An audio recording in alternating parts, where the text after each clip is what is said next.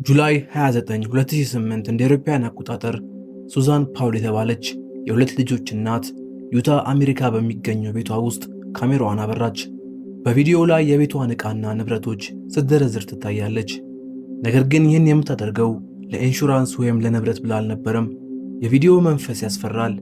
ንግግሯ መሃል ላይ ጣል ለምታደርጋቸው ቃላት አንድ መጥፎ አደጋ እንደሚያንዣብብባት የተረዳች ትመስላለች። ይህን የምቀርጸው በእኔ ላይ መጥፎ ነገር ከተፈጠረ ወይም ከሞትኩ ማስረጃ እንዲሆን ነው ትላለች።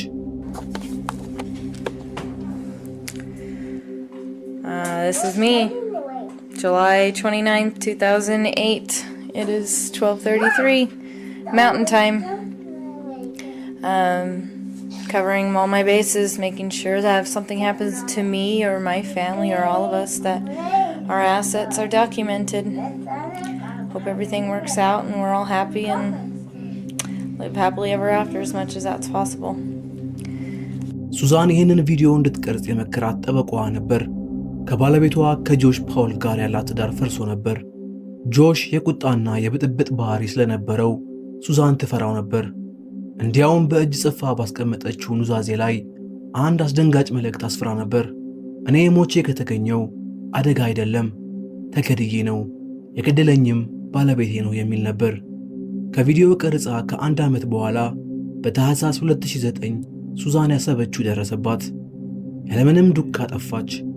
ባለቤቷ ጆሽ ለፖሊስ በሰጠው ቃል እሷ በጠፋችበት ምሽት እኔ ከሁለቱ ወንድ ልጆቼ ጋር በከባድ የበረዶ ውሽንፍር ውስጥ ካምፒንግ ወጥቼ ነበር አለ። ነገር ግን ማንም ጤነኛ ሰው በዛ በረዶና የሌሊት ጨለማ ሕፃናትን ይዞ ጫካ ይወጣል ብሎ ማመን ከበዳቸው። ፖሊስ ጆሽን ቢጠራጠርም አስከሬን ስለሌለ በቂ ማስረጃ ማግኘት አልቻለም። ታሪኩ ግን እዚህ ላይ አያበቃም። ከ3 ዓመት በኋላ በፌብሩዋሪ 2012 አንድ አሰቃቂ ክስተት ተፈጠረ። የማህበረሰብ ሰራተኛዋ ሁለቱ ልጆቿን ይዛ ጆሽን ልታገኘው ወደ ቤቱ ሄደች። ጆሽ ልጆቹ ወደ ቤት እንደገቡ የማህበረሰብ ሰራተኛዋን ውጪ አስቀርቶ በሩን ዘጋው። ወዲያውኑ ቤቱን በጋዝ ከፍክፎ ለኮሰው። ጆሽም ሆነ ሁለቱም ሕፃናት ልጆች ቤት ውስጥ ተቃጥለው ሕይወታቸው አለፈ። ሱዛን ባሌ አደገኛ ነው ብላ የተናገረችው ትንቢት እሷን ብቻ ሳይሆን ልጆቿንም ይዞ ሄደ። የሱዛን አስክሬን ግን እስካሁን የት እንዳለ አልታወቀም። ነሐሴ 2012 ካናዳ የ20 ዓመቷ አምበር ቱካሮ ኤድመንተን ከተማ ውስጥ ወደምትፈልግበት ቦታ ለመሄድ የአንድን ሰው መኪና ሊፍት ጠየቀች። መኪናው ላይ ተሳፍራ ጉዞ ጀመሩ። ነገር ግን ትንሽ እንደሄዱ አምበር አንድ ነገር አስተዋለች። ሾፌሩ የሚወስዳት ወደምትፈልገው ቦታ አልነበረም። ውስጣዊ ስሜቷ አደጋ ላይ እንዳለ ነገራት። በዚህ ጊዜ ስልኳን አውጥታ ድምፅ መቅዳት ጀመረች። In the recording, a male driver can be heard reassuring Amber that they're heading where she wants to go, but she doesn't seem to be buying the story and is obviously pretty distressed. On August 28th, the cops released the phone conversation, but they didn't officially start investigating the disappearance until well after a month after Amber was reported missing. In the recording, a male driver can be heard reassuring Amber that they're heading where she wants to go, but she doesn't seem to be buying the story and is obviously pretty distressed.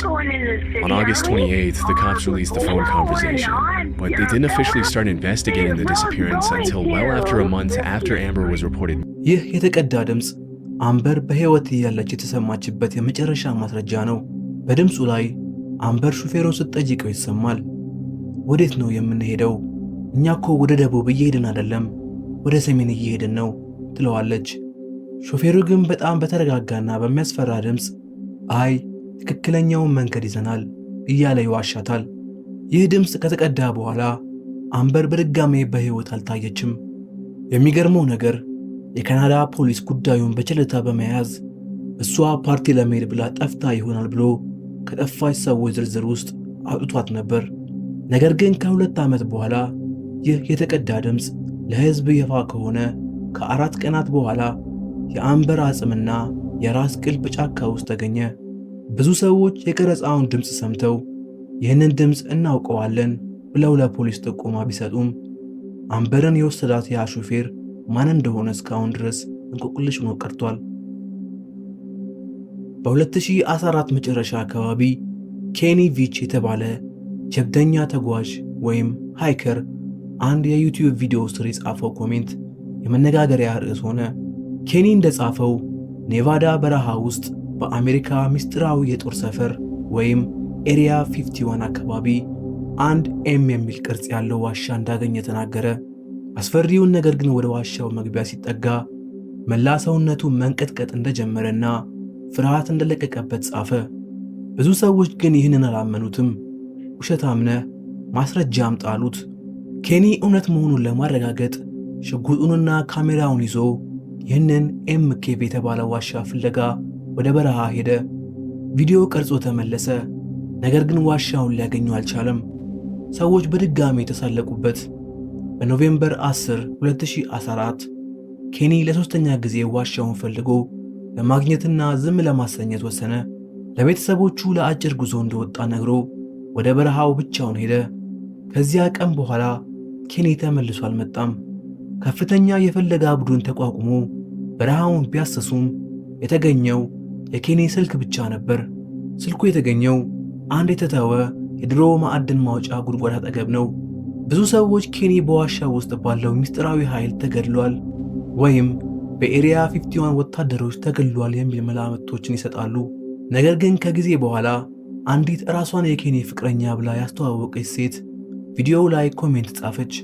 እንደሷ ገለጻ ኬኒ በዲፕሬሽን ይሰቃይ ስለነበር ስልኩን እዛው ትቶ ራሱን ሳያጠፋ እንዳልቀረ ተናገረች። ያም ሆነ ይህ የኬኒ አስክሬን የሆነ የዛ ኤም ቅርጽ ያለው ዋሻ ጉዳይ እስካሁን አልተፈታም። ሴፕቴምበር 7 2015 ሚኒሶታ አሜሪካ የ32 ዓመቱ ሄንሪ ማኬብ ከጓደኞቹ ጋር በመሆን ክለብ ውስጥ ሲዝናና መሸ። ከሌሊቱ 8 ሰዓት አካባቢ ክለቡ ለቆ ወጣ። ጓደኛው ዊሊያም እና ልሸኝህ ብሎ መኪና ውስጥ አስገባው። ዊሊያም እንደተናገረው ከሆነ ሄንሪን አንድ የነዳጅ ማደያ ላይ አውርዶት ሄደ። ነገር ግን ከጥቂት ደቂቃዎች በኋላ ሄንሪ ለሚስቱ ደወለ። ድምፅ በጣም ተረብሾና ፍርሃት ወሮት ነበር። ከዛ በኋላ ለወንድሙ የገባው የድምፅ መልእክት ግን እስከዛሬ ድረስ ማንም ሊፈታው ያልቻለው አስፈሪ ቅጂ ነው።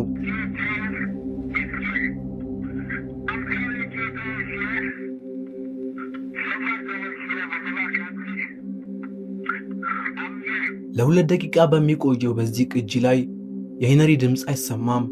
የሚሰማው የአውሬ የሚመስል ማጉረምረም፣ የሰው ጩኸትና ከፍተኛ የህመም ስቃይ ነው። ልክ አንድ ትልቅ አውሬ ሰውን ሲያጠቃ የሚፈጠር አይነት ድምፅ። በመጨረሻም ተመታሁ የሚል ድምፅ ይሰማል። ፖሊስ ይህንን ድምፅ ከመረመረ በኋላ የሄንሪ ስልክ ምልክት ከነዳጅ ማደያው በጣም ርቁ እንደሚገኝ አረጋገጠ። ከ2 ወር በኋላ የሄንሪ አስክሬን ራቅ ብሎ በሚገኝ ወንዝ ውስጥ ተገኘ። የሚገርመው ነገር ፖሊስ ጉዳዩን መርምሮ ሄንሪ ሰምጦ ነው የሞተው፣ ምንም ወንጀል አልተፈጸመበትም ብሎ መዝገቡን ዘጋው። ነገር ግን ያ በቮይስ ሜሉ ላይ የነበረው አስፈሪ ጩኸት፣ ማጉረምረምና ተመታው የሚል ቃል ከየት መጣ? ብዙዎች ይህን ጉዳይ ከመደበኛ ወንጀል የዘለለ እንደሆነ ያምናሉ። በ2013 ክረምት ብራንደን ሎሰን የተባለ የ26 ዓመት ወጣት ከባለቤቱ ጋር ተጣልቶ በሌሊት መኪናውን ይዞ ወጣ። ቴክሳስ ውስጥ በምትገኝ አንድ ገለልተኛ የሃይዌይ መንገድ ላይ ሲደርስ ነዳጅ አለቀበት። ለወንድሙ ደውሎ ነዳጅ ይዞ እንዲመጣለት ነገረው። ነገር ግን ወንድሙ ሳይደርስ ብራንደን ወደ 911 ወይም ለፖሊስ ደወለ። የ911 ጥሪ በታሪክ ውስጥ እጅግ ግራ የሚያጋባና የሚያስፈራ ጥሪ ተብሎ ተመዝግቧል። Yes, I'm in the middle of the field. The site was just pushed some guys over. Right here going towards Javelin on both sides. My truck ran out of gas. There's one car here. Got taken to the woods. Please hurry. Okay, now run that by me. We're not talking to him. I actually ran into him. Ah, you ran into him. Okay.